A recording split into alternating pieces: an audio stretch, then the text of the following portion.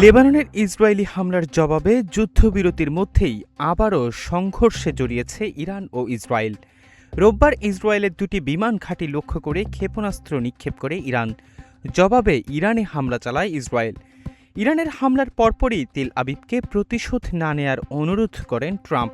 তবে সেই অনুরোধ উপেক্ষা করে দেশটিতে হামলা চালান নেতানিয়াহু। এই ঘটনায় সবচেয়ে বেশি ঝুঁকিতে পড়েছে চলমান যুদ্ধবিরতি।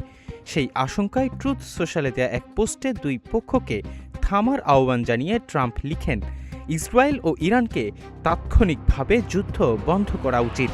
আরেক পোস্টে তিনি লিখেন, ইসরায়েল ও ইরান উভয় পক্ষই অবিলম্বে একটি যুদ্ধবিরতি চাইছে।